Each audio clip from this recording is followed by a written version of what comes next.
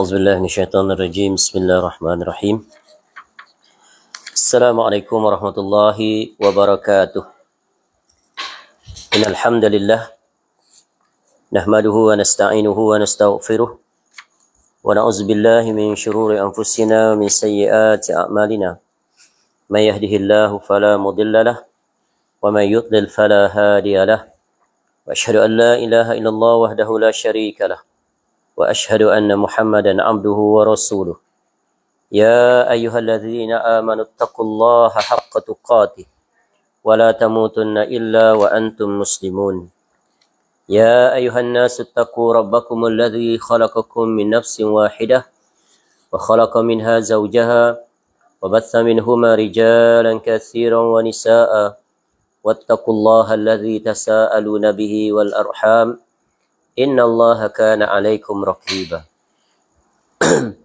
يا أيها الذين آمنوا اتقوا الله وقولوا قولا سديدا يصلح لكم أعمالكم ويغفر لكم ذنوبكم ومن يطع الله ورسوله فقد فاز فوزا عظيما أما بعد فإن أصدق الحديث كتاب الله وخير الهدي هدي محمد صلى الله عليه وسلم وشر الأمور محدثاتها وكل محدثة بدعة وكل بدعة ضلالة وكل ضلالة في النار اللهم إنا نسألك علما نافعا.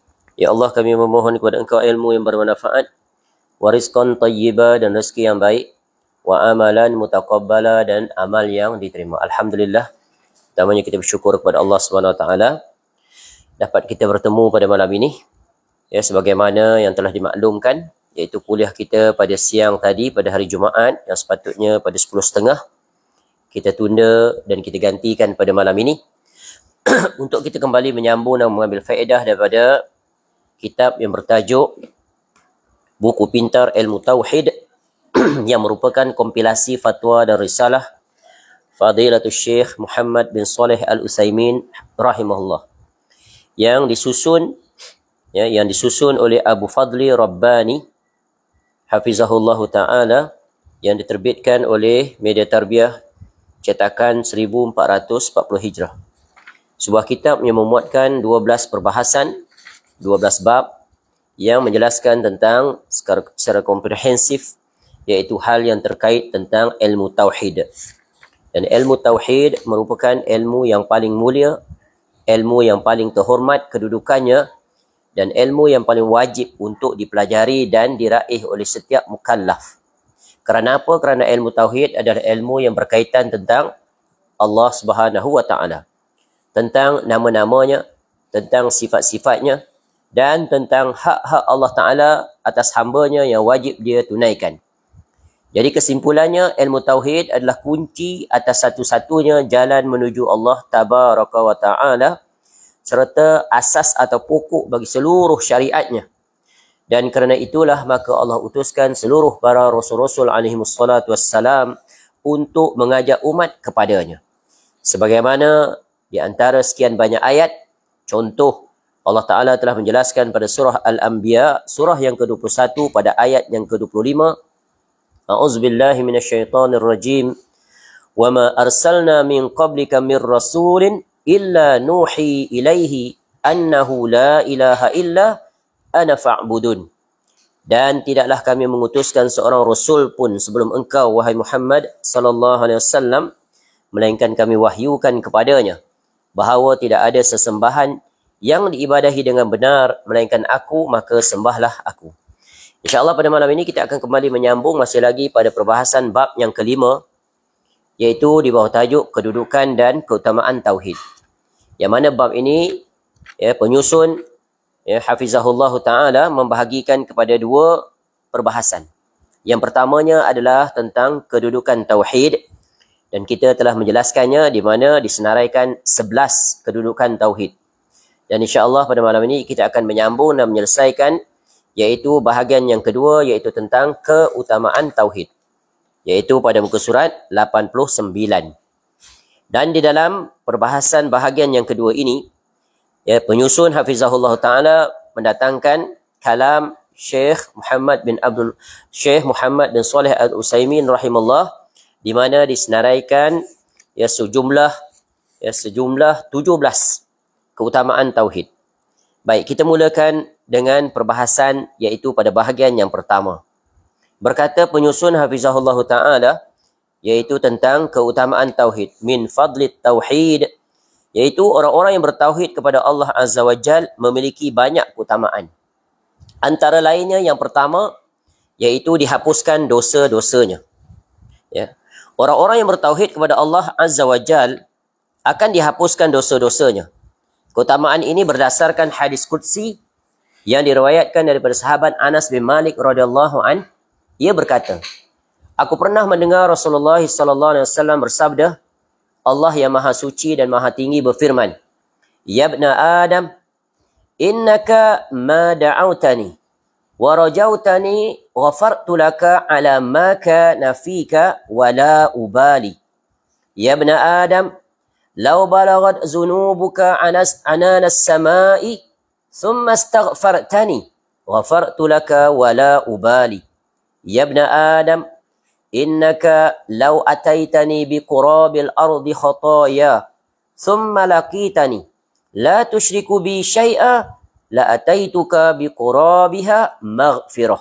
Yang bermaksud, ya Allah menyeru dalam hadis kursi ini, Ya ibna Adam, wahai anak Adam, ya sesungguhnya selama engkau berdoa dan berharap kepadaku, niscaya aku akan ampuni ya dosa-dosa yang engkau lakukan.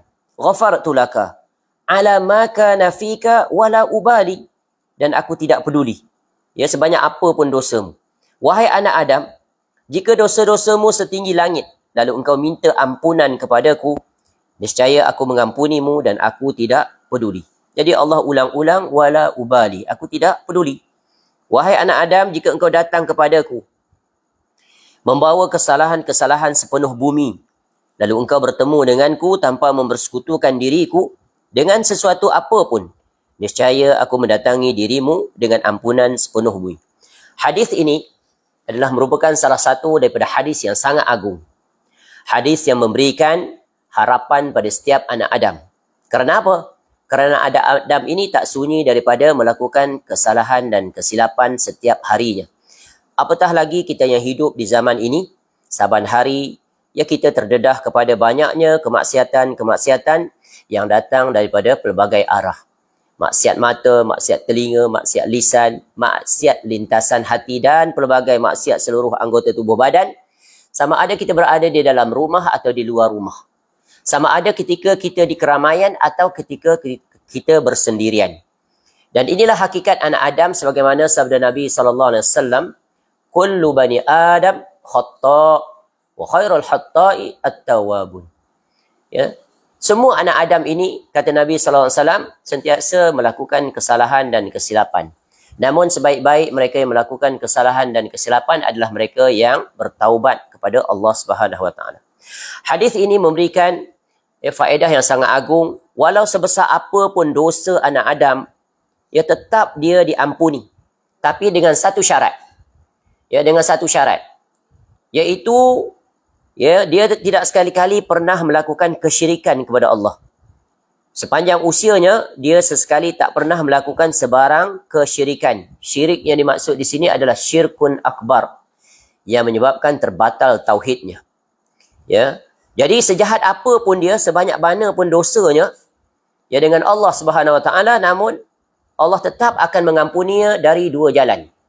Apabila syarat yang satu ini ada padanya dan tidak hilang daripadanya, iaitu at-tauhid. Iaitu ya sebesar apa pun dosa walaupun dia mati di dalam keadaan tidak bertaubat kepada Allah. Mati dalam melakukan dosa-dosa besar dan dia tidak sempat bertaubat, namun dia tetap dijamin oleh Allah Ta'ala untuk mendapat pengampunan dosa daripada Allah Ta'ala. Menerusi dua jalan. Ya, menerusi iaitu masyiah Allah, kehendak Allah. Yang pertamanya, ya, dia akan ditimbang amal-amalnya di padang mahsyar nanti, dan apabila berat timbangannya, maka atas kehendak Allah, maka dia akan dihumbankan ke dalam neraka untuk tempoh yang tertentu. Setelah selesai ya hukumannya, maka dia akan dikeluarkan daripada neraka dan dimasukkan ke dalam syurga. Ataupun menerusi jalan yang kedua, Allah berhak untuk memasukkan hamba tersebut langsung ke dalam syurga. Walaupun pada pandangan kasar mata manusia semasa dia hidup, dia adalah ahli maksiat sampai ke penghujung usia. Kerana apa? Kerana berdasarkan dalil daripada Al-Quran dan Al-Hadis, ya, disebutkan ada 10 jalan bagaimana seorang hamba mendapat pengampunan daripada Allah Ta'ala. Ya, banyak, ada 10 jalan. Jalan yang pertama adalah menerusi istighfar. Jalan kedua menerusi at-taubah, bertaubat kepada Allah. Jalan ketiga menerusi al-hasanat. Ya, jalan yang keempat menerusi iaitu doa daripada dirinya kepada Allah ataupun doa orang lain untuknya. Yang keempat, ketika dia mati, dia disolati jenazahnya. Dan kata Nabi SAW, apabila bilangan yang menyolati jenazahnya itu 40 atau 100, maka menjadi syafaat baginya. Dengan syarat orang-orang yang termasuk dalam bilangan tersebut adalah orang-orang yang benar tauhidnya kepada Allah. Dan jalan yang lain adalah iaitu ya, dengan kebaikan yang dia buat tadi yang kita sebut. Ya, ada lagi banyak jalan dan kemuncaknya katakan 9 jalan itu dia tidak perolehi. Namun siapa yang boleh menghalang daripada jalan yang ke-10, iaitu Allah Ta'ala sendiri yang mengampuni seluruh dosa-dosanya. Kerana apa? Kerana Allah dia adalah Al-Ghafur, Al-Ghaffar, Al-Afu, At-Tawwab. Ya, maka sebab itulah orang-orang yang bertauhid, maka mereka akan mendapat pengampunan daripada Allah Subhanahu Wa Ta'ala. Dengan syarat apa? Dia tidak sekali-kali melakukan iaitu kesyirikan kepada Allah Ta'ala. Jadi menunjukkan betapa luasnya rahmat Allah Ta'ala dan ampunan Allah Ta'ala kepada hamba-hambanya. Ya, sebagaimana di dalam Al-Quran, contoh Allah sebut pada surah Az-Zumar, Qul ya ibadiyalladzina asrafu ala anfusihim la taqnatu min rahmatillah innallaha yaghfiruz dzunuba jami'a innahu huwal ghafurur rahim. Katakanlah ya Muhammad, Allah perintah pada Nabi SAW untuk menyampaikan. Katakanlah ya Muhammad, iaitu kata Allah, wahai hamba-hambaku yang melampaui batas terhadap diri masing-masing. Apa makna melampaui batas? Iaitu melakukan pelanggaran terhadap apa yang Allah perintahkan. Janganlah kamu berputus asa daripada rahmat Allah. Ya, kerana apa? Kerana Allah dia mengampuni seluruh dosa-dosa kamu. Kemudian Allah memberikan penekanan. Waalaikumsalam. Ya, sesungguhnya dia Maha Pengampun lagi Maha Penyayang. Baik, itu yang pertama. Yang kedua, keutamaan tauhid adalah mendapatkan petunjuk yang sempurna dan kelak di akhirat akan mendapatkan rasa aman. Orang-orang yang bertauhid kepada Allah Azza wa Jal akan mendapat petunjuk yang sempurna dan rasa aman baik di dunia maupun di akhirat kelak. Allah Azza wa Jal berfirman, Alladzina amanu wa lam yalbisu imanahum bizulmin ulaika humul amnu wa hum muhtadun. Orang-orang yang beriman dan tidak mencampur adukkan iman mereka dengan kesyirikan, mereka itulah orang-orang yang mendapat rasa aman dan mereka mendapat petunjuk. Surah Al-An'am, surah yang ke-6 ayat 82. Ayat ini menjelaskan tentang iaitu keutamaan tauhid. Ya, Allah letakkan 2 syarat. 2 syarat untuk mendapat 2 faedah. Ya, ayat ini ya, ayat yang padanya terdapat syarat untuk seseorang meraih, iaitu apa? Iaitu rasa aman dan juga petunjuk. Jadi ayat ini menjelaskan yang pertama syaratnya adalah orang yang beriman. Siapa mereka yang beriman? Iaitu mereka yang yakin, percaya dan dibuktikan dengan amalan sesuai dengan ajaran, aturan dan hukum yang telah ditetapkan oleh Allah. Yang keduanya, mereka tidak mencampur adukkan iman mereka dengan kesyirikan. Bizulmin di sini maksudnya adalah syirkun akbar. Ya, ketika mana ayat ini turun, ya, berkata Abdullah bin Mas'ud radhiyallahu anhu qala, lamma nazalat hazihil ayah syaqqa dzalika 'alal muslimin wa qalu ayyuna la yazlim nafsah. Faqala Rasulullah sallallahu alaihi wasallam, laisa dzalik, innama huwa syirku. Alam tasma'u qawla Luqman li ibnihi, ya bunayya la tusyrik billah inna syirka la zulmun azim. Ya. Jadi ayat ini adalah ditafsirkan, dijelaskan oleh Ibnu Mas'ud radhiyallahu an. Ya, ketika mana turun ayat ini, ya, hazihil ayah syaqqa zalika 'alal muslimin wa qalu, maka para sahabat Nabi SAW merasakan siapakah di antara mereka itu yang tidak pernah melakukan kezaliman terhadap diri masing-masing. Lalu Nabi SAW menjelaskan maksudnya, faqala Rasulullah SAW, laisa zalik, tidak seperti itu yang kamu fahami. Ya, apa maksud situ?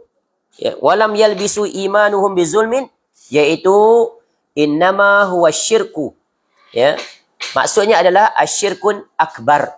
Tidakkah kamu pernah mendengar di mana firman Allah kepada Luqman, ya, sebagaimana Luqman berkata, ya, terhadap anaknya, ya bunayya la tusyrik billah, wahai anakku, jangan sekali-kali kamu melakukan syirik kepada Allah. Kerana apa? Inna syirka la zulmun azim, sesungguhnya kesyirikan itu adalah kezaliman yang paling besar. Jadi apabila seseorang padanya, ya, terdapat dua syarat, beriman dan tidak melakukan kesyirikan, maka Allah akan kurniakan mereka, iaitu rasa aman dan petunjuk. Apa makna rasa aman di sini? Ya, rasa aman iaitu jiwanya. Jiwanya merasa aman, selamat daripada kegelisahan, kegundahan, ketakutan, kekhawatiran. Dan jiwanya selamat, aman daripada sebarang kesyirikan. Sama ada syirik itu syirik besar atau syirik yang kecil, ataupun syirik yang tersembunyi. Ya, ataupun ya, dia juga akan meraih amannya kehidupan. Hidupnya aman, terjaga. Ya, dia sentiasa berjalan di atas hidayah Allah Ta'ala. Inilah nikmat apabila seseorang itu benar tauhidnya dan sekali-kali tidak tercemarkan atau tercacatkan oleh sebarang kesyirikan. Keutamaan tauhid yang ketiga, iaitu dihilangkan kesulitan dan kesedihan di dunia dan di akhirat. Orang-orang yang bertauhid kepada Allah Azza wa Jal akan dihilangkan kesulitan dan kesedihannya di dunia dan di akhirat. Allah Azza wa Jal berfirman, "Wa man yattaqillaha yaj'al lahu makhraja wa yarzuqhu min haitsu la yahtasib." Barang siapa yang bertakwa kepada Allah, niscaya dia akan membukakan atau memberikan jalan keluar baginya, dan dia memberinya rezeki dari arah yang tidak disangka-sangka. Surah At-Talaq, surah yang ke-65 ayat 2 hingga 3. Seseorang tidak dikatakan bertakwa kepada Allah Tabaraka wa Ta'ala kalau ia tidak bertauhid. Orang yang bertauhid dan bertakwa akan diberikan jalan keluar dari berbagai permasalahan kehidupannya. Jadi daripada ayat ini, ya, maka jelas kepada kita sebarang masalah hidup yang kita hadapi ini, ya, tidak ada jalan keluar melainkan kembali kepada tauhid. Ya, kembali kepada tauhid. Kenapa? Tauhid adalah ketergantungan seorang hamba sepenuhnya kepada Allah Ta'ala dari pelbagai sisi. Contoh, apabila seorang hamba menghadapi kesulitan dan kepayahan, ya, kekurangan, ya, rezeki, menghadapi masalah dari sudut keuangan dan sebagainya, maka jalan penyelesaiannya adalah, ya, solusinya adalah kembali kepada Allah. Ya, kembali kepada Allah dengan mentahqiq tauhidnya, iaitu dia bertawakal dan dia berdoa, memohon kepada Allah dan mewujudkan sebab-sebab untuk meraih diangkatnya kesulitan hidupnya itu. Ya. Jadi apabila seseorang menghadapi jalan buntu dalam kehidupannya, maka hendaklah dia kembali untuk mentahqiq tauhidnya kepada Allah. Ya, benar tauhidnya kepada Allah. Benar pengharapannya, benar pergantungannya, benar penyerahan dirinya kepada Allah. Jadi kehidupannya seluruhnya adalah bergantung kepada Allah Ta'ala. Kerana dia tahu dia memiliki Rabb yang maha mendengar, yang maha memperkenankan doa, yang maha memelihara hamba-hambanya, yang maha, ya, mendengar permohonan doanya. Sebab itulah, ya, tak ada satu pun doa-doa yang kita pohonkan kepada Allah yang Allah abaikan atau Allah sia-siakan. Dan tak terhitung banyaknya doa yang kita mohon kepada Allah menerusi ucapan. Begitu juga doa yang kita raih menerusi perbuatan, tak terhitung banyaknya Allah perkenankan serta-merta. Apa contoh? Contoh kita hidup sampai saat ini. Apa contoh? Allah kurniakan kesihatan, kelapangan. Apa contoh? Ya, Allah berikan kita kemampuan untuk menunaikan ketaatan kepadanya. Apa contoh? Allah berikan kita, ya, iaitu pribadi yang terjaga lisannya, terjaga ucapannya, ya, tidak sewenang-wenangnya untuk menyakiti saudara sesama muslimnya. dan lisannya sentiasa mendoakan kebaikan bagi saudara-saudara sesamanya. Jadi ini di antara bentuk-bentuk bagaimana Allah menghilangkan kesulitan dan kepayahan serta kesedihan di dunia, apatah lagi di negeri akhirat. Baik, yang keempat. Faedah tauhid adalah hatinya dipenuhi rasa cinta kepada keimanan serta rasa benci kepada kekufuran, kefasikan dan kedurhakaan. Berkata penyusun hafizahullah ta'ala, orang yang mentauhidkan Allah Azza wa Jal, maka Allah Ta'ala akan menjadikan dalam hatinya rasa cinta kepada iman. Dia merasa halawatul iman, nikmat, lazat, manisnya keimanan. Dan menghiasinya dengan keimanan. Ya, ciri orang beriman bagaimana? Ciri orang yang beriman adalah iaitu benar akidahnya, ya, baik muamalahnya sesama manusia, baik budi pekertinya, ya, baik lisannya, dan ya bagus sekali iaitu amal ibadahnya dengan Allah Ta'ala. Allah Azza wa Jal juga menjadikan di dalam hatinya rasa benci kepada kekafiran, kefasikan dan kedurhakaan. Ia benci perkara itu pada dirinya, benci juga kepada orang lain yang apabila dilihatnya terjatuh atau melakukan kekafiran. Dia benci kepada orang-orang kafir. Kerana apa? Kerana i'tiqad mereka, perbuatan mereka mengambil sesembahan selain daripada Allah. Mengambil patung-patung berhala, pohon-pohon yang dianggap memiliki keistimewaan setara dengan Tuhan dan pelbagai lagi. Begitu juga kefasikan, kemungkaran dan kedurhakaan yang dilakukan oleh manusia. Terasa perit, pedih hatinya, sakit melihat itu. Ya. Allah Azza wa Jalla berfirman, "Walakinnallaha habbaba ilaikumul iman wa zayyanahu fi qulubikum wa karraha ilaikumul kufra wal fusuqa wal isyan. Ulaika humur rasyidun." Tetapi Allah menjadikan kamu cinta kepada keimanan dan menjadikan iman itu indah dalam hatimu, serta menjadikan kamu benci kepada kekafiran, kefasikan dan kedurhakaan. Mereka itulah orang-orang yang mengikuti jalan yang lurus. Surah Al-Hujurat, surah yang ke-49 ayat 7.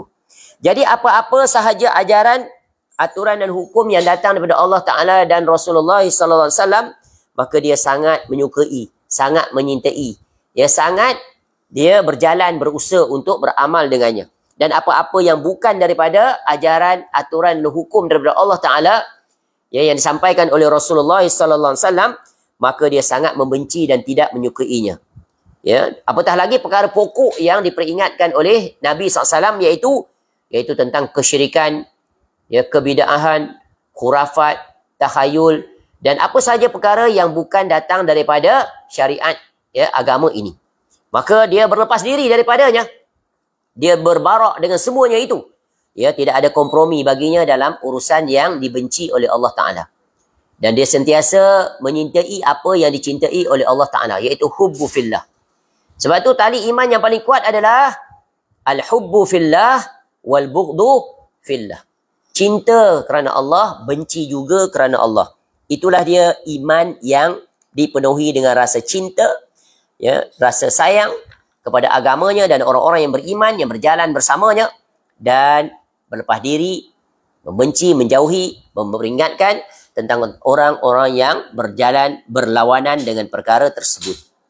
Baik, keutamaan yang kelima, meraih redha Allah Azza wa Jalla dengan mendapat syafaat Nabi Muhammad sallallahu alaihi wasallam.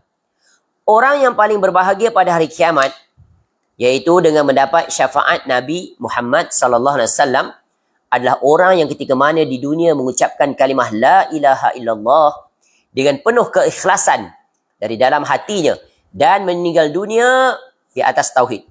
Rasulullah sallallahu alaihi wasallam bersabda, "As'adun nasi bi syafaati yaumal qiyamati man qala ilaha illallah, ya, man qala la ilaha illallah khalisan min qalbih." Orang yang paling berbahagia dengan syafaatku, kata Nabi SAW, pada hari kiamat adalah orang yang mengucapkan kalimah la ilaha illallah, yakni tidak ada sesembahan yang berhak diibadahi dengan benar melainkan Allah. La ma'buda bihaqqin illallah. Dengan tulus ikhlas dari hatinya. Dan para ulama kita telah ya membuat iaitu kaedah-kaedah untuk ya terpenuhi seseorang itu agar mendapat syafaat Nabi SAW, hal yang terkait tentang berinteraksi dengan kalimah la ilaha illallah. Kalimah la ilaha illallah itu bukan hanya sekadar ucapan, tetapi mestilah terpenuhi padanya syarat dan rukun. Sebagaimana solat ada syarat dan rukun, sebagaimana puasa ada syarat dan rukun, sebagaimana zakat ada syarat dan rukun, sebagaimana haji ada syarat dan rukun, tentulah yang lebih aula iaitu kalimah syahadatain, dia adalah rukun Islam yang pertama. Adapun tadi mengikut urutan kedua, ketiga, keempat, kelima, maka tentu dia lebih patut untuk ketahui dan didahului. Ya, hendaklah mengetahui tentang syarat dan rukun. Dan perkara ini telah kita pelajari ketika mana dalam program silsilah akidah sahihah yang membawa ke syurga, salah satu kitab yang telah kita pelajari iaitu tentang syarat dan rukun kalimatut tauhid, yang mana di situ kita telah mempelajarinya, iaitu rukunnya ada 2, iaitu nafi dan isbat serta perinciannya. Kemudian syaratnya ada 7. Salah satunya adalah pada hadis ini, iaitu khalisan min qalbih, iaitu mestilah ikhlas dari hatinya. Kerana itu adalah pokok yang pertama. Ya, kemudian diikuti dengan perkara yang lain, semisal contoh, syarat yang kedua adalah al-ilm, yang menafikan al-jahl, iaitu fa'lam annahu la ilaha illallah. Bolehlah dirujuk kepada kuliah tersebut secara lengkap berkait tentang syarah syahadatain, rukun dan syarat. Baik, tauhid merupakan satu-satunya sebab untuk mendapatkan redha Allah Ta'ala. Itu pasti. Jadi meninggalkan dunia ini dalam keadaan penuh kerelaan, gembira kerana meraih redha Allah Ta'ala, ini adalah satu nikmat yang paling agung.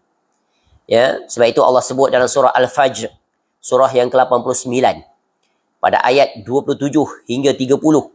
Ya ayyatuhan nafsul mutmainnah, irji'i ila rabbiki radiyatan mardiyah, fadkhuli fi ibadi, wadkhuli jannati. Nikmat tak? Allah seru kepada siapa? Wahai jiwa yang tenang. Siapakah mereka yang memiliki jiwa yang tenang? Mereka yang benar tauhidnya, yang tidak ada sebesar zarah pun dalam hatinya sebarang kesyirikan, syirkun akbar atau syirkun asghar. Yang pada praktiknya dia melaksanakan segala tuntutan Allah dengan benar, sesuai dengan apa? Dengan wahyu yang Allah turunkan. Sebab itulah makna takwa itu menurut Talaq bin Habib rahimahullah. Ma makna at-taqwa?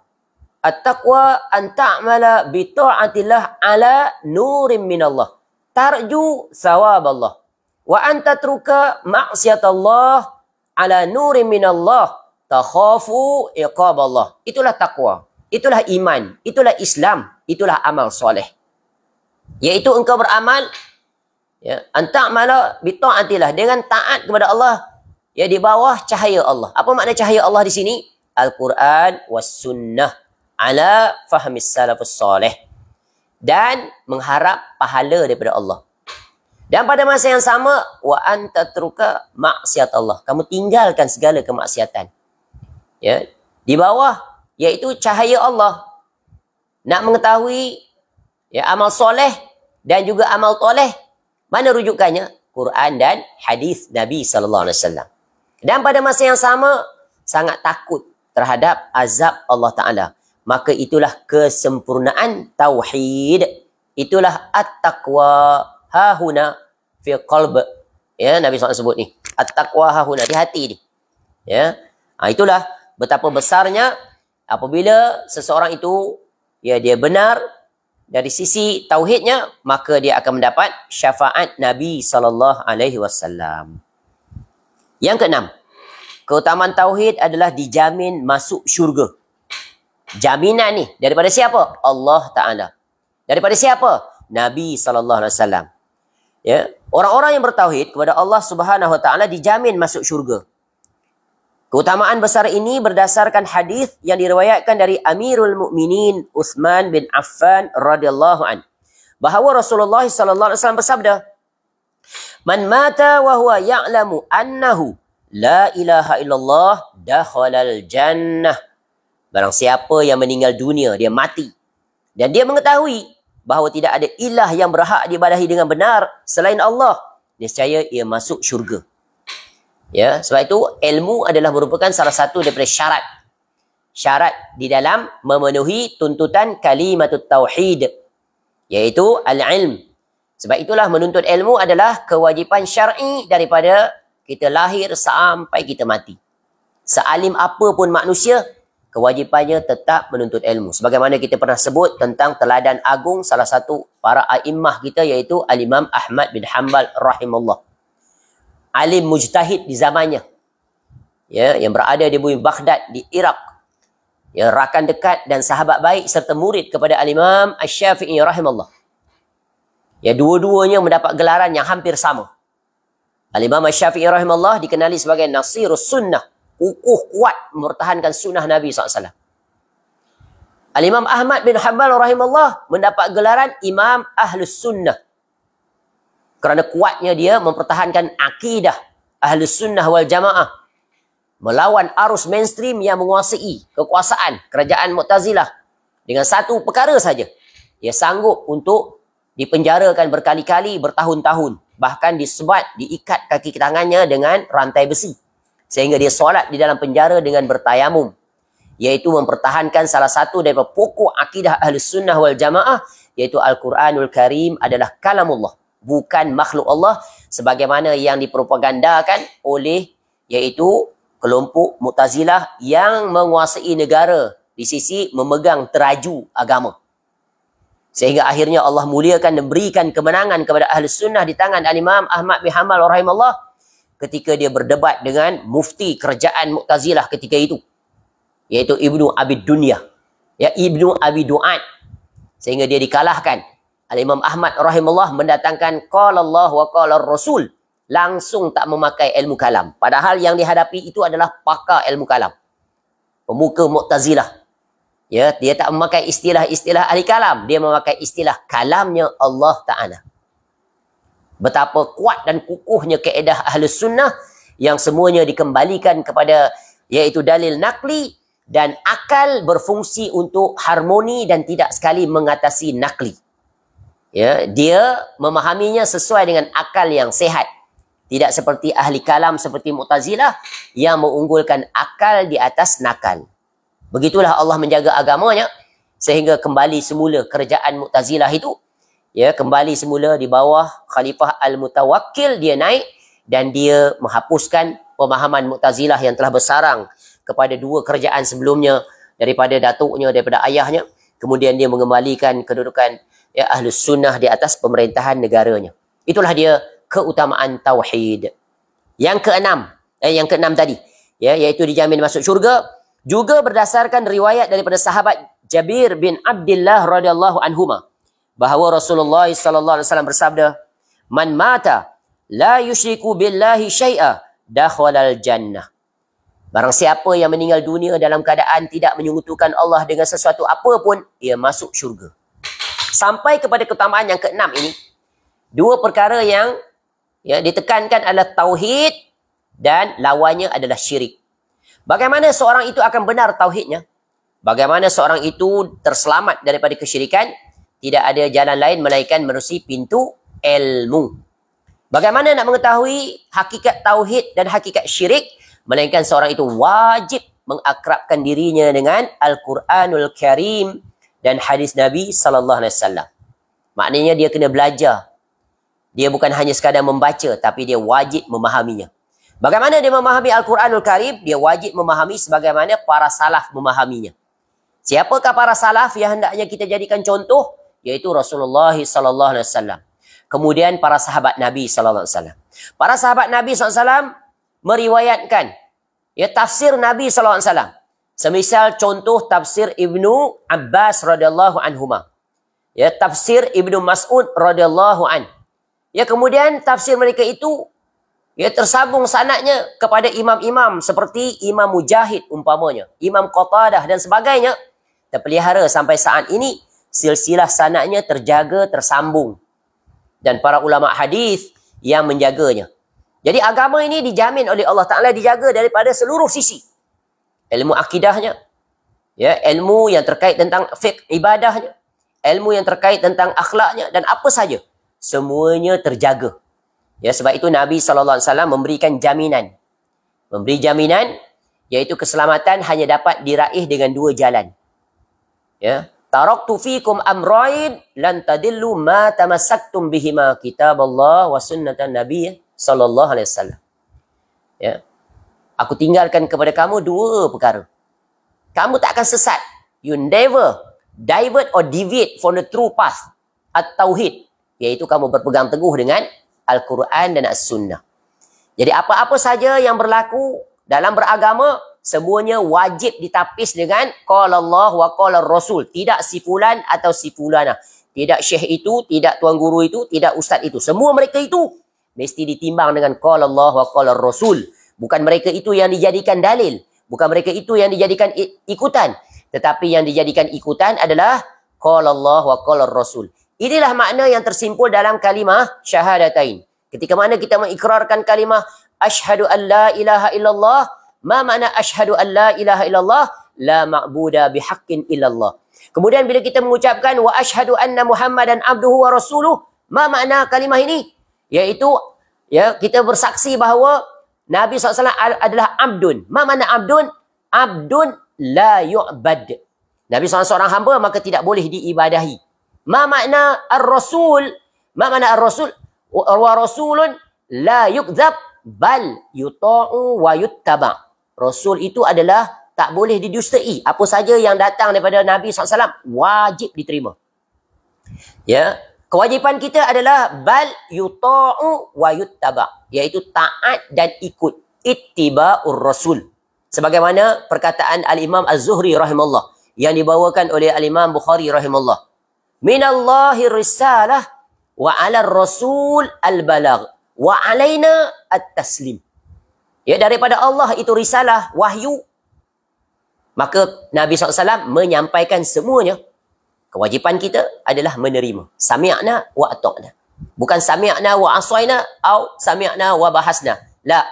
Ya, kewajipan kita adalah tunduk, taat, patuh. Ya, kerana apa kenyataannya di hari ini ramai orang lebih mengunggulkan selain daripada Nabi SAW dalam hal beragama. Padahal bila disemak berdasarkan Quran dan hadis sangat jauh menyimpang. Dan Al-Quran dan hadis tiada kena mengena dengan apa yang mereka dakwa dan berlepas diri daripada mereka. Sebab itu jalan selamat, Nabi SAW suruh kita pegang apa? Al-Quran was sunnah. Maka wajib belajar. Ya, dengan para ya, orang-orang yang mengajar dengan jalan yang benar. Baik, jalan yang ketujuh. Keutamaan tauhid yang ketujuh. Mendapatkan kemenangan, pertolongan, kejayaan dan kemuliaan. Berkata pengarang Hafizahullah Ta'ala, iaitu perkataan Syekh Saleh Al-Utsaimin rahimahullah, orang yang bertauhid kepada Allah Tabaraka wa Ta'ala, nescaya Allah Ta'ala berikan kepadanya kemenangan, pertolongan, kejayaan dan kemuliaan. Inilah dia keindahan, kenikmatan, kelazatan bagi seorang hamba. Ketika dia hidup, begitu juga ketika dia mati, Allah berikan dia kemenangan. Kemenangan apa? Sepanjang usia dia dapat mempertahankan tauhid. Dia dapat mempertahankan sunnah. Dia terselamatkan daripada kesyirikan, kebid'ahan, khurafat, takhayul dan apa-apa saja yang bukan daripada agama. Ya. Allah tolong dia, Allah bantu dia walaupun dia menghadapi pelbagai rintangan, cabaran, desakan, halangan sebagaimana generasi yang telah terdahulu. Ya, bagaimana generasi yang berpegang teguh dengan tauhid. Semisal para sahabat Nabi SAW. Seperti siapa? Seperti keluarga Yasir radhiyallahu anhu. Ya. Ketika mana diuji, diseksa, sampai dibunuh kedua-duanya mati syahid. Apa kata Nabi SAW? Sabran alu Yasir. Ya, sabran ala Yasir inna mau'idukumul jannah. Mempertahankan tauhid bagi kamu syurga. Mati dalam keadaan kemuliaan, mendapat kemenangan, mendapat pertolongan. Walaupun di dunia nampak kalah, kerana apa? Mati, tak boleh berlawan, tak boleh nak defense. Tetapi kemenangan yang hakiki, ya, pertolongan yang hakiki, kejayaan yang hakiki, kemuliaan yang hakiki, mati di dalam keadaan tauhid. Mati dalam keadaan diselamatkan daripada kesyirikan. Mati di atas sunnah, terselamatkan daripada bid'ah. Inilah dia kejayaan, kebahagiaan ya, yang hakiki. Inilah setinggi-tinggi puncak kemuliaan bagi seorang hamba. Semoga Allah Ta'ala mengurniakan kita hal yang satu ini, di samping yang telah berlalu penjelasannya. Amin ya rabbal alamin. Allah tabaraka wa ta'ala berfirman, ya ayyuhalladzina amanu in tansurullaha yansurkum wa yusabbit aqdamakum. Wahai orang-orang yang beriman, jika kamu menolong agama Allah, niscaya Dia menolongmu dan meneguhkan kedudukanmu. Ya, surah Muhammad, surah yang ke-47 ayat 7. Allah Azza wa Jalla juga berfirman, wa'adallahu alladhina amanu minkum wa amilus salihati la yastakhlifannahum fil ardi kama istakhlafal ladzina min qablihim wa liyumakkinanna lahum dinahum alladzi irtada lahum wa layubaddilannahum min ba'di khawfihim amna ya'budunani la yusyrikuna bi syai'a wa man kafara ba'da dzalik fa ulaika humul fasiqun. Dan Allah telah menjanjikan kepada orang-orang ya di antara kamu yang beriman dan yang mengerjakan kebajikan, mengerjakan kebaikan, bahawa Dia sungguh akan menjadikan mereka berkuasa di bumi sebagaimana Dia telah menjadikan orang-orang yang sebelum mereka berkuasa. Dan sungguh Dia akan meneguhkan bagi mereka dengan agama yang telah Dia redai. Dan Dia benar-benar akan mengubah keadaan mereka setelah berada dalam ketakutan menjadi aman sentosa. Mereka tetap beribadah kepadaku dengan tidak mempersekutukanku dengan suatu apapun. Tetapi barang siapa yang tetap kafir sesudah janji itu, maka mereka itulah orang-orang yang fasik. Surah An-Nur, surah 24 ayat 55. Ayat ini memberikan fawaid yang sangat besar. Kesimpulan penting, iaitu syarat yang hendaknya ada pada seseorang untuk dia meraih, iaitu balasan daripada Allah yang merupakan kebaikan baginya. Apa dia? Iaitu Allah berjanji. Allah akan berikan kepada siapa? Ya, yang pertama, syaratnya mereka adalah orang yang beriman. Yang kedua, mengerjakan kebajikan. Yang ketiga, mereka tetap beribadah istiqamah. Yang keempat, tidak mempersekutukan Allah. Bila ada 4 perkara ini, ya, ada 4 syarat ini pada seseorang hamba, maka Allah akan kurniakan dia 3 perkara. Iaitu Allah kurniakan ya kekuasaan di atas muka bumi. Ini rumus untuk meraih pemerintahan, kekuasaan umat Islam terhadap seluruh penduduk dunia, penduduk bumi ini. Ya, iaitu Allah kurniakan mereka kekuasaan di bumi ini. Itu yang pertama. Yang kedua, Allah kurniakan mereka keteguhan dalam beragama, tak tergoyahkan. Mereka menjaga agama dan agama itu menjaga mereka. Ya, dan yang ketiga, Allah ubah mereka dari situasi ketakutan, mereka menjadi ya berada dalam keadaan aman sentosa. Ya. Cuma lihat situasi umat Islam bagaimana. Kebanyakannya berada dalam situasi hilang keamanan, takut, khawatir, ya diancam, takut pada orang kafir, sehingga dasar-dasar negara pun bila nak dirumuskan perlu mengambil kira perkataan mereka. Kalau mereka kata tidak boleh, tak berani nak mengata boleh. Itulah realiti. Kerana apa? Tidak terpenuhi 4 syarat ini. Jadi jika ingin umat Islam menjadi umat yang kuat, yang kukuh mendapat pertolongan, digeruni, ditakuti, dihormati, dimuliakan, dijadikan sebagai contoh teladan, ditaati, maka 4 syarat ni wajib pada. Ya, wajib. Pokoknya adalah pertama, beriman, tauhid. Yang kedua, melakukan amal kebaikan, iaitu beramal soleh. Yang ketiga, istiqamah di atas ketaatan. Dan yang keempat adalah jangan sekali-kali melakukan pembatal terhadap seluruhnya, iaitu mempersekutukan Allah. Persoalannya, adakah 4 syarat ini wujud ya kepada umat Islam yang berada di mana-mana dunia pada hari ini? Hatta orang-orang yang siang malam slogannya untuk menegakkan negara Islam, berjuang ya siang malam menerusi peti-peti undi khususnya. Tanya kepada kamu itu, diri kamu, ada tak 4 syarat ni? Ya, barangkali sulit. Ya, iman mereka, tauhid mereka berjalan di atas tauhid yang mana? Tauhid yang berdasarkan Quran dan Sunnah ataupun selain daripadanya? Di situ saja sudah gagal. Bagaimana yang 3 akan menyusul? Kerana tauhid itu adalah pokok. Ya, cacat tauhid, terbatal tauhid, habis semuanya. Ya, maka mesti dibenahi, mesti dibetulkan, mesti difokuskan. Ya, mesti diberi perhatian untuk memastikan setiap individu itu memiliki tauhid yang benar. Dan tidak ada tauhid yang benar melainkan kembali kepada tauhidnya yang ada di dalam Al-Quran dan As-Sunnah. Kalau tergeser daripada itu, maka bagaimana mungkin kita akan mendapat jaminan janji Allah, iaitu kekuasaan, keteguhan atas agama, dan berada dalam keadaan kekuatan, tiada langsung ketakutan dan kekhawatiran, kerana orang beriman adalah orang yang tinggi di sisi Allah dan mulia. Wala tahinu wala tahzanu wa antumul a'lau in kuntum mu'minin. Yang ke-8, diberikan kehidupan yang baik di dunia dan di akhirat. Inilah keutamaan tauhid yang ke-8. Orang yang bertauhid kepada Allah Azza wa Jal akan diberikan kehidupan yang baik di dunia dan di akhirat. Keutamaan besar ini berdasarkan firman Allah Azza wa Jal, "Man amila salihan min zakarin aw unsa wa huwa mu'minun falnuhyiyannahu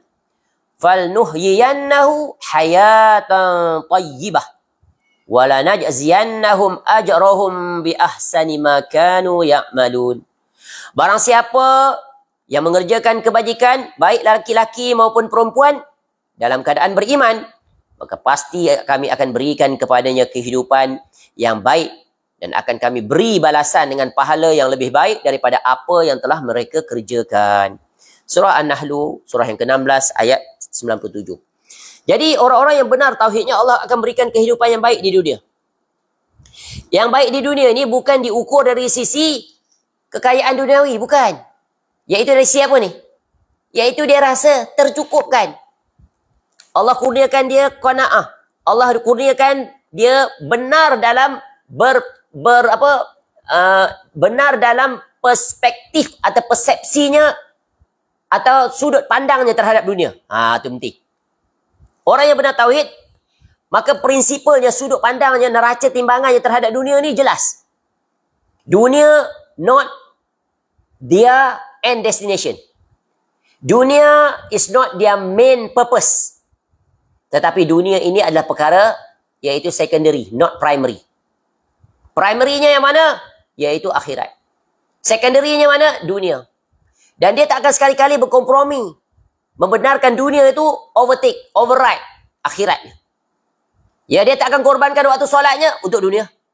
Dia tak akan korbankan waktu kuliahnya untuk dunia. Daripada dunia menggesirkan urusan itu. Kerana dia tahu, ya, kedua-duanya ini lebih bernilai ketimbang dunia dan seisinya. Jadi Allah bagi dia kenikmatan dari sisi itu. Ya, ada orang dia akan mengutamakan dunia. Sibuk dia dengan pekerjaannya, sibuk dengan mesyuaratnya. Bila azan dikumandangkan, just proceed meeting. Until finish the meeting, then only they perform the prayer. Dah hujung waktu dah, nak masuk maghrib lah. Padahal waktunya luas. Ya, why not you stop for a moment, pause for a minute. Ya, ajak semua ahli mesyuarat tu. Mari kita solat berjamaah dulu. Panggilan Allah itu yang lebih utama. Betul kan? Sebab yang bagi rezeki pada kita siapa? Meeting tu ke?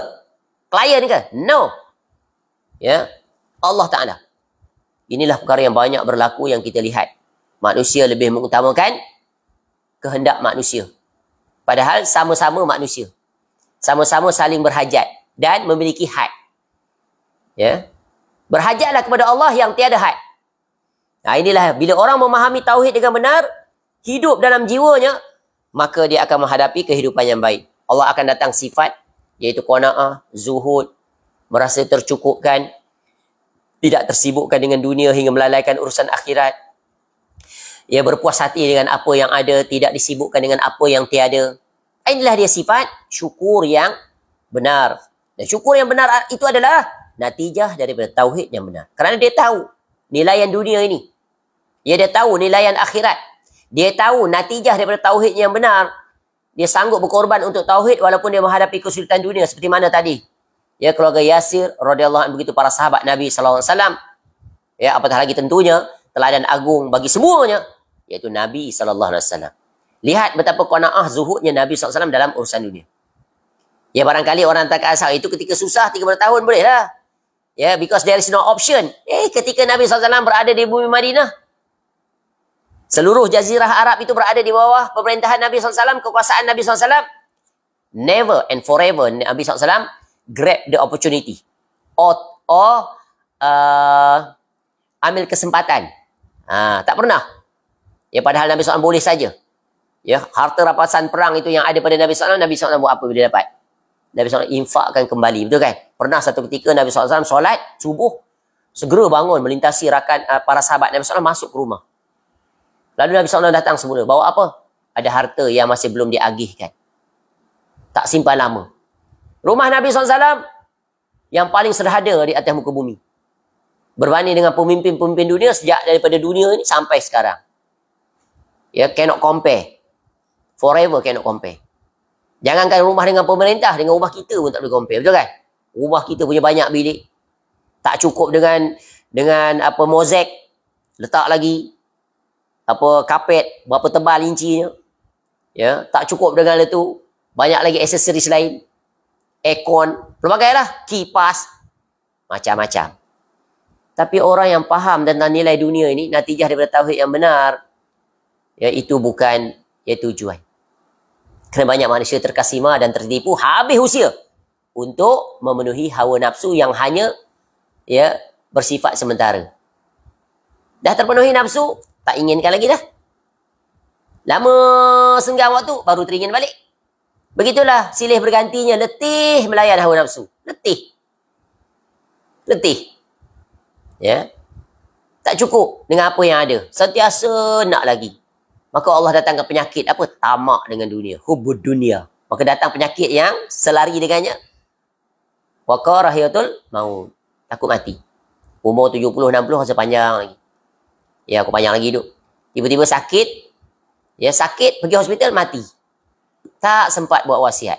Tak sempat nak meninggalkan pesanan. Tak sempat nak menyelesaikan banyak tugasan amal soleh yang belum selesai. Menyesal? Pasti. Guna atau tidak? Ya, useless. Jadi, inilah pentingnya peringatan demi peringatan. Yang kesembilan, tidak kekal di neraka.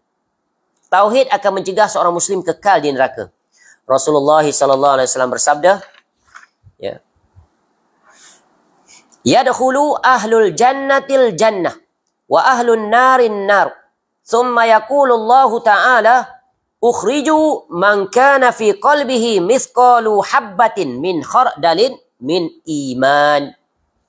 Fayukhrajuna minha qadis waddu fayulqawna fi nahril haya awil haya syakka malikun fayanbutuna kama tambutul jinnatu fi janibis sail. Alam tara annaha takhruju safra'a multawiyah,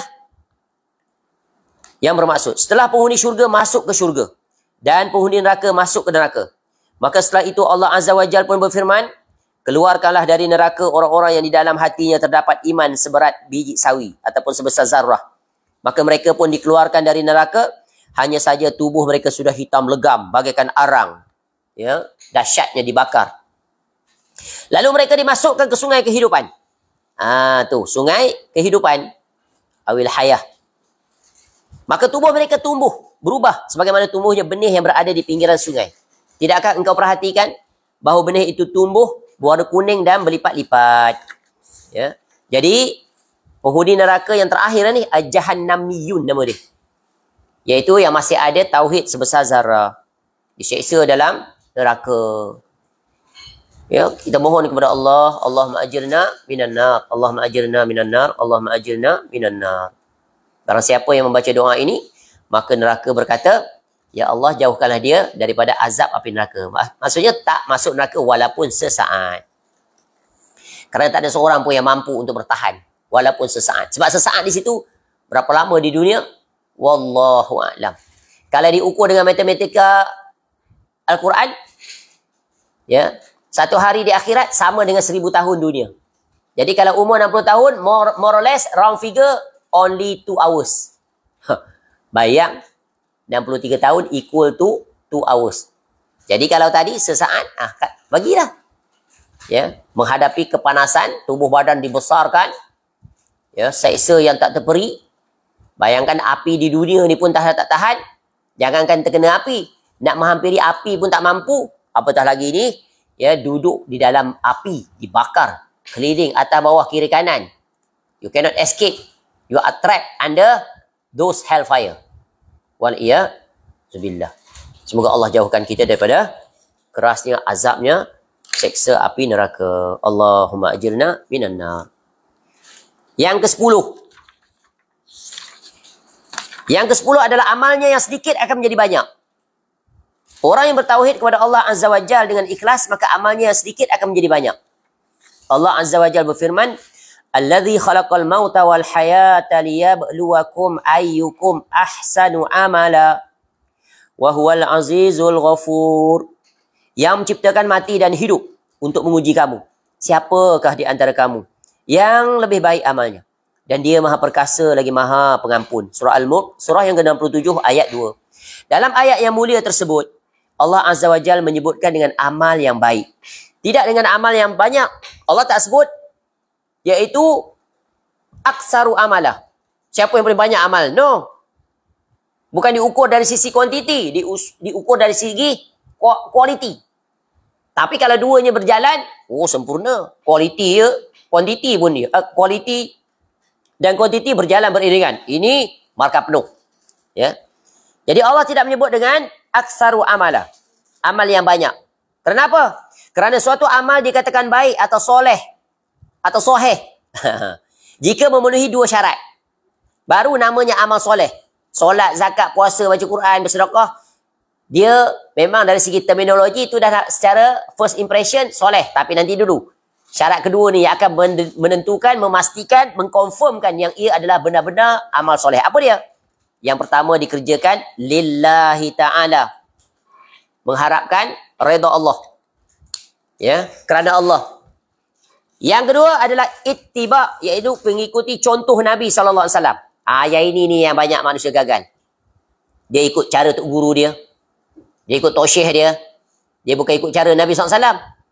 Ya, caranya, bilangannya, ya, jenisnya, masanya, ya, sebabnya dan pelbagai. Ya, dia ikut selain daripada Nabi SAW. Bagaimana nak dinamakan amal soleh? Tu persoalan dia. Letih saja beramal ibadah.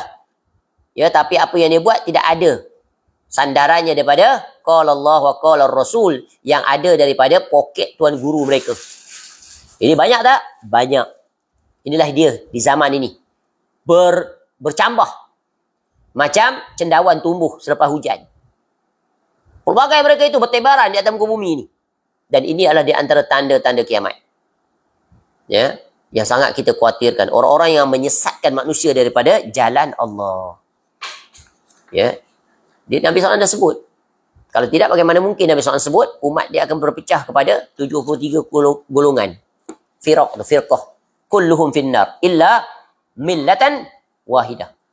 Ma ana alaihi wa ashabi au al-jamaah. Jadi berjalanlah dengan kafilah ini. Berjalanlah dengan taifah ini. Berjalanlah dengan firqah ini. Yaitu ma ana alaihi wa ashabi. Ya, dan itulah metodologi kitab ini. Berjalan di atas kitab tauhid ini, berjalan di atas firqatun najah, at-taifah al-mansurah, ahlus sunnah wal jamaah yang sejati, yaitu mengikut jalannya para salafus soleh. Mereka dah al-ghuraba, mereka dah ahlul hadis yang benar-benar menjaga agama. Baik. Yang kedua adalah ittiba, iaitu mengikuti contoh Nabi SAW. Sebagaimana yang disebutkan dalam hadis Nabi SAW bahawa kalimah la ilaha illallah pada hari kiamat lebih berat dibandingkan dengan langit dan bumi dengan sebab ikhlas. Baik. Yang ke-11. Ya, ke-11, keutamaan tauhid. Iaitu mendapat rasa aman, ketenteraman dan lapang dada. Lega. Ya. Allah Subhanahu Wa Taala berfirman, bukan. Salah. Betul eh? Yang ke-11 Ya. Iaitu mendapat rasa aman, ketenteraman dan lapang dada.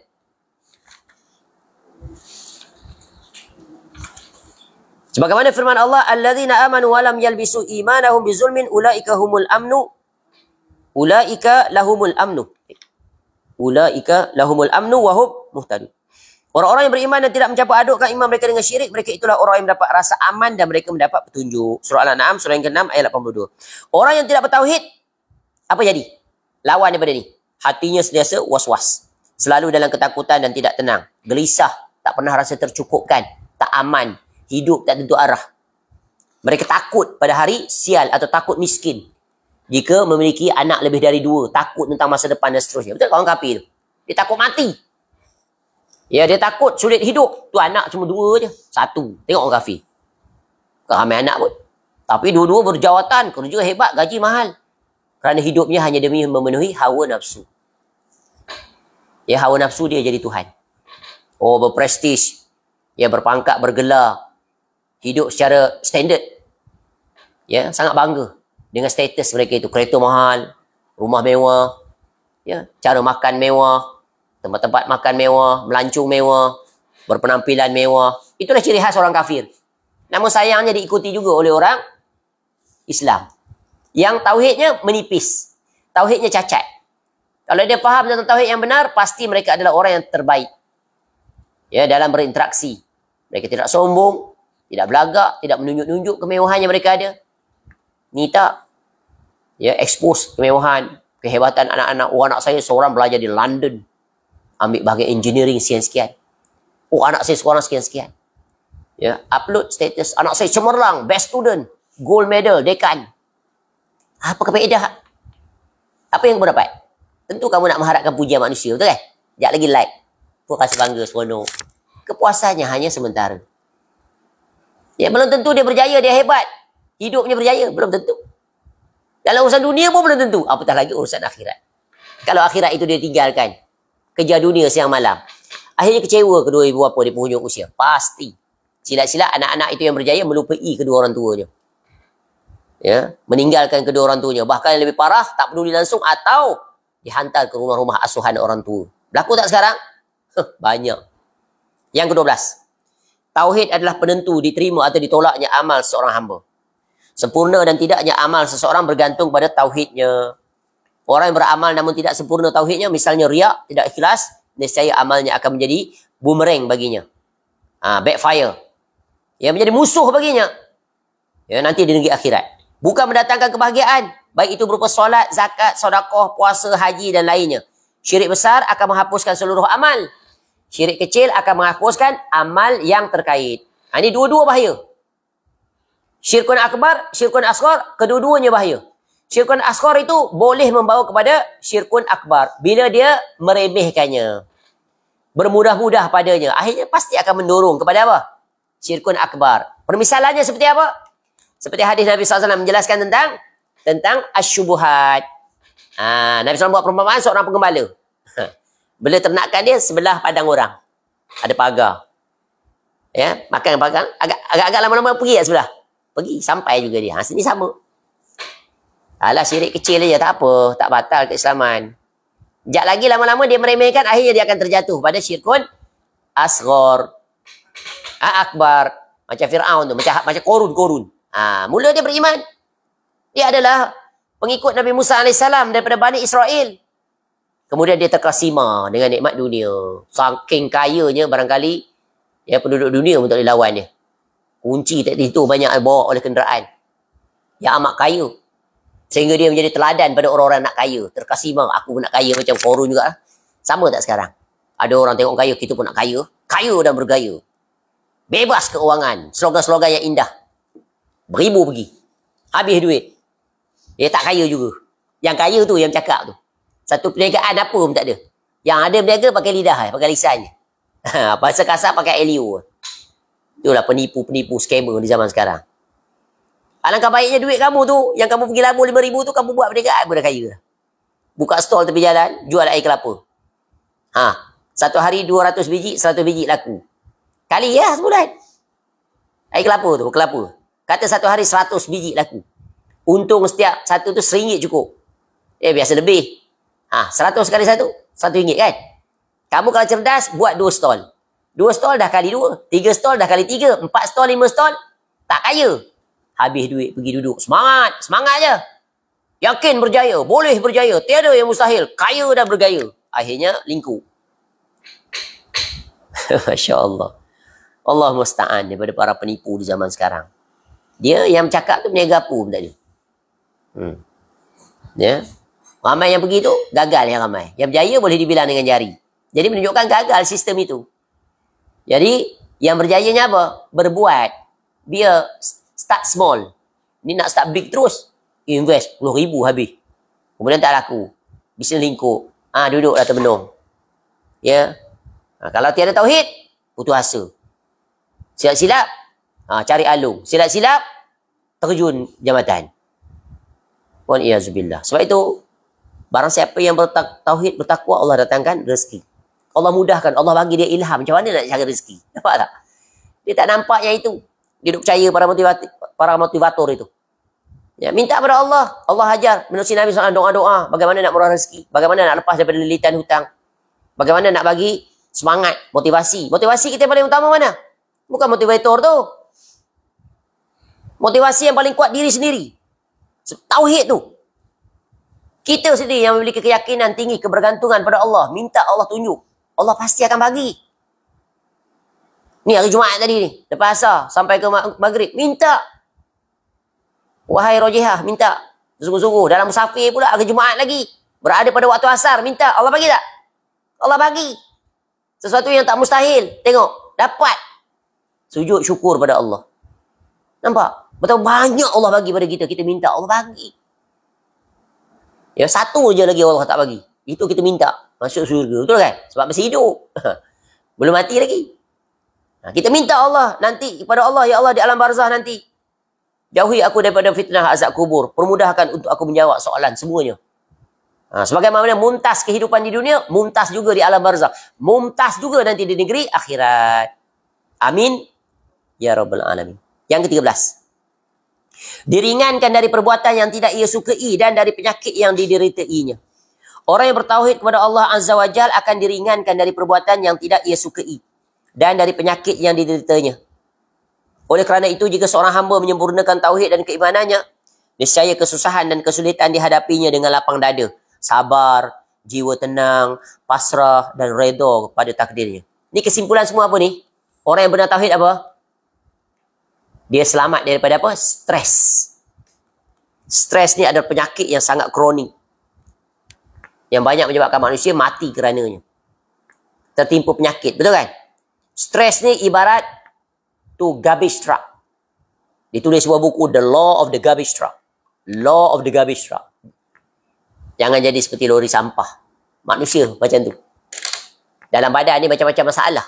Macam-macam kerusingan, kesulitan, kepayahan. Ya, sebab apa? Kegelapan, zulumat, dosa dan maksiat dia. Sebenarnya. Dia tak nampak yang itu. Akhirnya dia stres. Tak jumpa punca. Akhirnya dead end. No way out. So what are the solutions? Putus asa. Bila sampai putus asa, syaitan bisik buat apa? Buat kemungkaran, buat pelanggaran. Akhirnya kufur kepada Allah. Akhirnya dia meragui tentang Allah Ta'ala. Dari sisi sifat apa? Allah Maha yang memberikan pertolongan, Maha memperdengarkan doa, Maha memberi rezeki, Maha mengangkat kesulitan dan kebayahan. Dia tak nampak itu. Akhirnya dia jadi kufur kepada Allah. Kafir. Berlaku tak? Berlaku. Akhirnya tak mengaku yang dia itu adalah orang beriman. Dia mengaku yang dia itu adalah kafir. Masya Allah. Waliyazubillah. Tu. Para ulama banyak menjelaskan bahawasanya orang yang sakit dan mendapat musibah harus meyakini bahawa pertama, kedua, ketiga.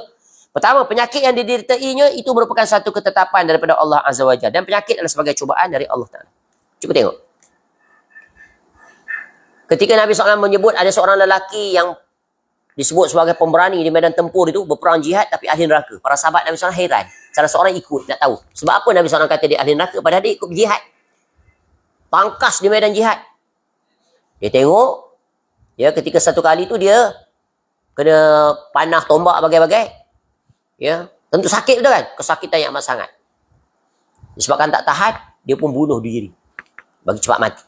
Nampak? Sebab apa? Dia putus asa daripada rahmat Allah. Tak tahan sakit. Dia tak sabar, hilang sifat sabar. Sifat sabar itu adalah buah tauhid yang besar. Syukur juga adalah manifestasi tauhid yang benar. Ni dua benda ni adalah perkara yang hendaknya ya dimiliki oleh setiap orang yang benar tauhidnya. Kerana akan menyelamatkan dia daripada segala ujian. Diuji dari sisi kenikmatan, dia tak lupa pada Allah. Dia tak jadi seperti peribahasa orang tua, seperti kacang lupakan kulit. Ketika dia susah, tak menyebabkan dia menghinakan dirinya pada makhluk. Kerana dia tahu ada Allah. Allah uji dia. Dia minta kepada Allah. Ni, bila benar tauhid. Dia tak cepat berputus asa. Dia bersabar. Dia cari jalan. Dia lebih dekat pada Allah. Bukan makin jauh pada Allah. Ini adalah yang pertama. Yang kedua, cubaan itu disebabkan oleh perbuatan dosa dan maksiat yang dia kerjakan. Makin banyak maksiat buat, makin jiwa tak pernah tenang, tak pernah lapang. Hilang keberkahan hidup. Hidup jadi tak tentu hala, tak tentu arah. Orang lain terarah, dia tak tentu arah. Nampak? Tak tahu nak menetapkan hala tuju hidup. Mak ayah juga yang tentukan untuk dia. Alhamdulillah ada mak ayah seperti itu. Kalau mak ayah tak peduli, lantak engkau lah. Hidup engkau sendiri lah pandai-pandai. Lagi hancur. Nampak tak? Tu. Ya. Ada ayah, ada mak yang boleh guide, yang boleh bantu, yang boleh assist. Ya. Provide the guideline, direction, where you are heading to. Your vision, your end destination. Clear, very concise and precise. Ya. Jangan dibiarkan anak seperti itu. Dibantu, ditunjuk. Barangkali dia belum insah, belum sedar. Walaupun usianya dah tua. Tak tahu, tak tentu arah. Dia follow the wind. Blindly, ikut kawan-kawan. Oh, kawan itu, kawan ini, nak ikut kawan. Setiap orang mesti ada pendirian. Agama wajib nombor satu, apatah lagi di zaman ini. Nombor satu. There is no compromise on it. Make sure anak-anak itu pandai beragama. Nombor satu dia kena pandai apa? Bahasa Arab. Dengan bahasa Arab itu kunci untuk dia memahami segala qala Allah wa qala Rasul. Bahasa Inggeris. Kedua, ketiga. Bukan payah pun bahasa Inggeris. Bahasa paling senang di atas muka bumi. Sebab apa? Sebab apa bahasa Inggeris bahasa paling senang di atas muka bumi? Sebab dia dah jadi bahasa pada handphone. Terminologi. Sekarang bukan payah. Pergi Google Translate aja. Ambil ayat itu, letak situ. Dah dapat makna. Apatah lagi kita, our education system guna bahasa Inggeris. Betul kan? Subjek bahasa Inggeris wajib belajar. Wajib lulus tu. Ya.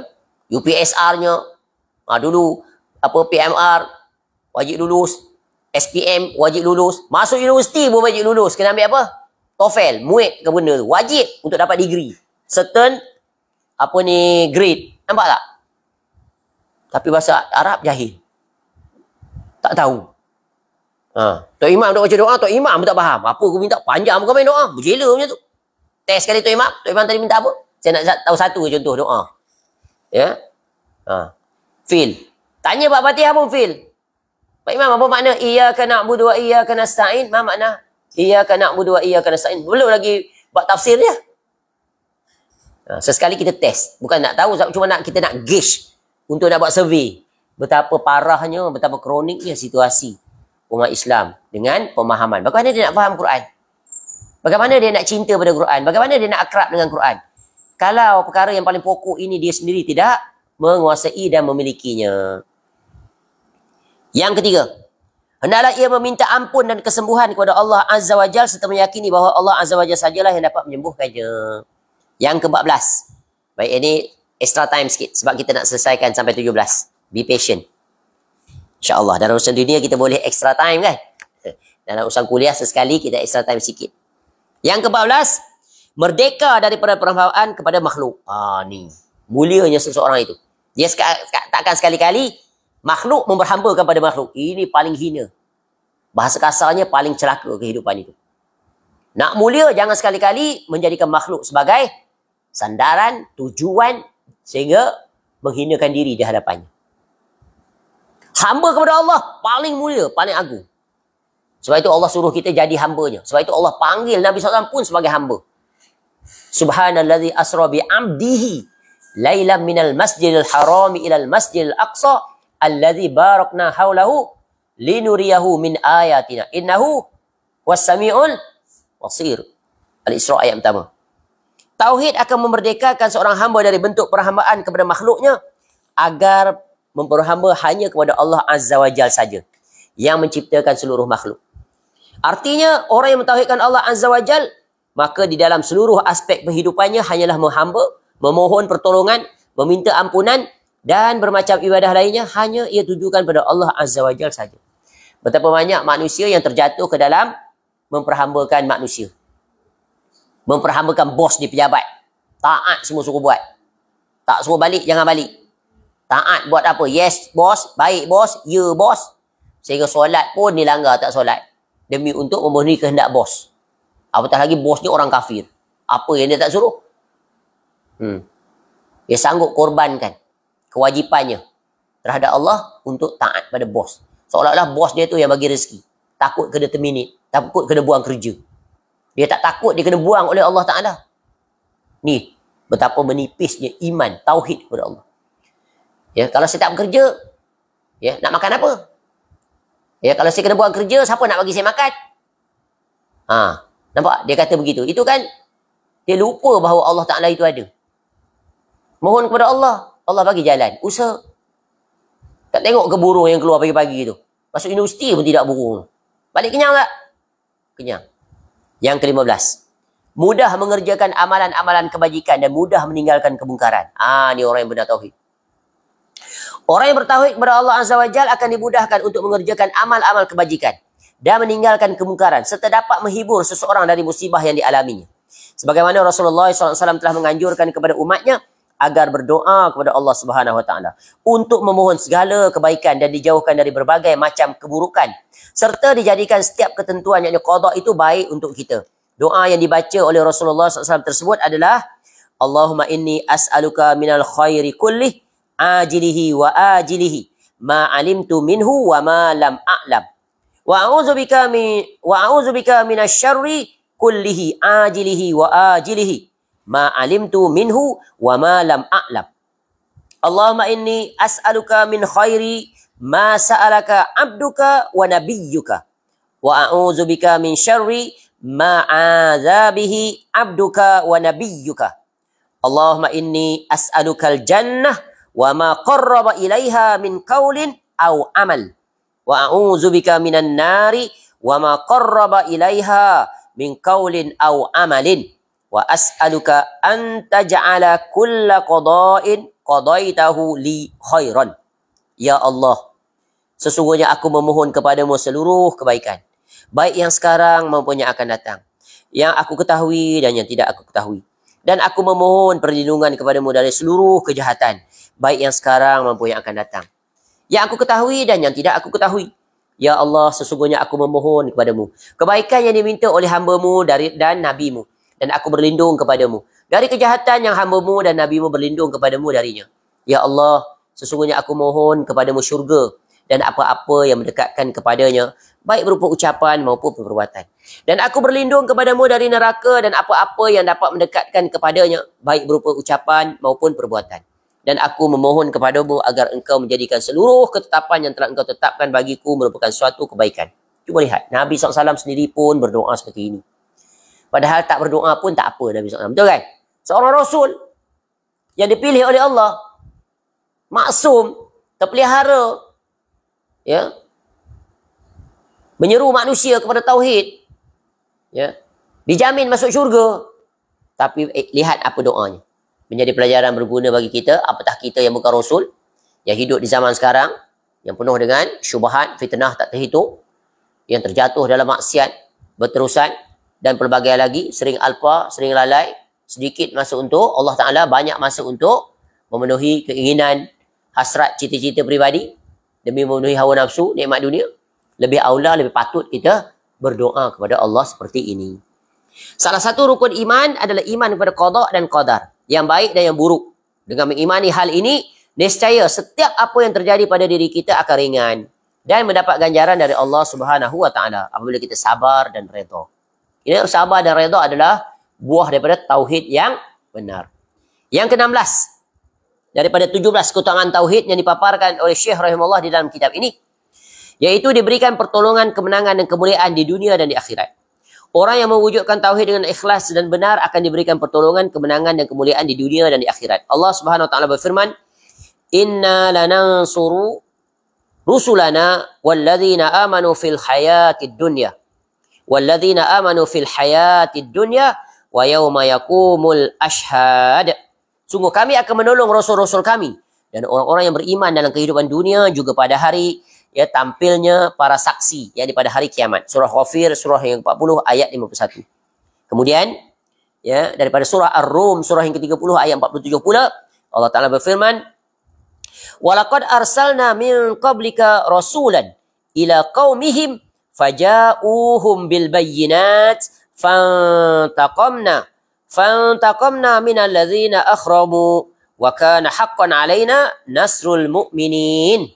Dan sungguh kami, yakni Allah Ta'ala telah mengutuskan sebelum engkau, wahai Muhammad sallallahu alaihi wasallam, beberapa orang rasul kepada kaumnya.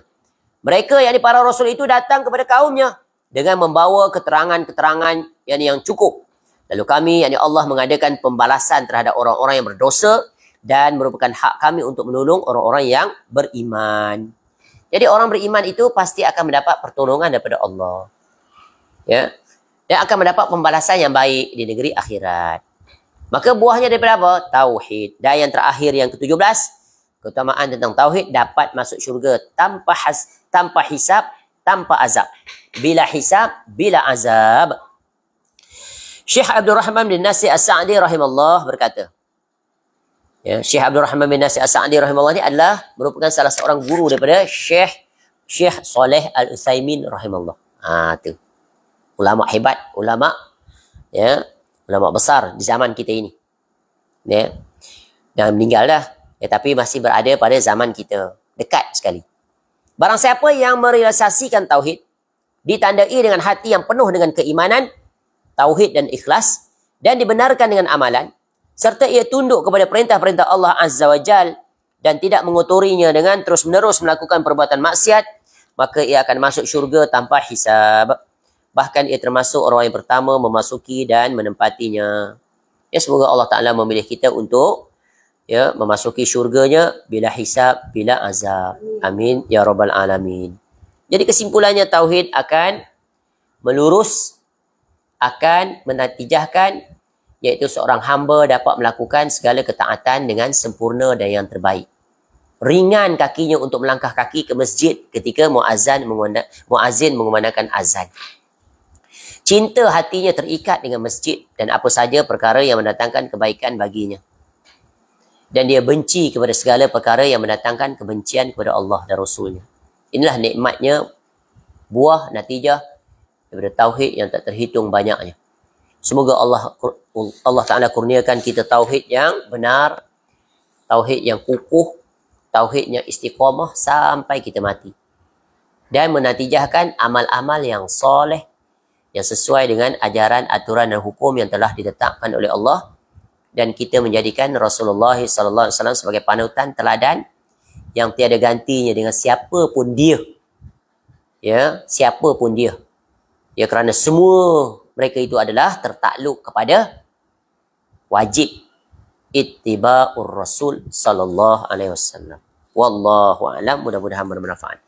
Alhamdulillahilladzi bi ni'matihi tatimmus shalihat. Panjang umur insya-Allah.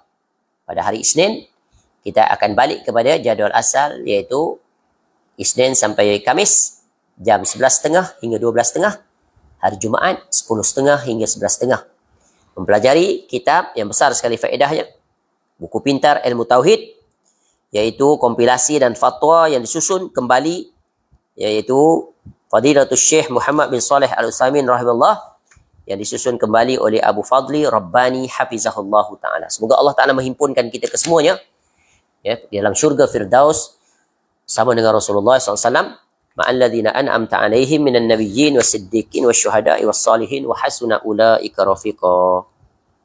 Amin ya Rabbal Alamin.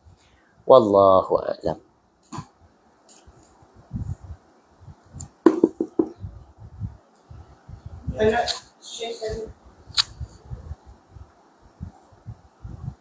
Tutup dulu.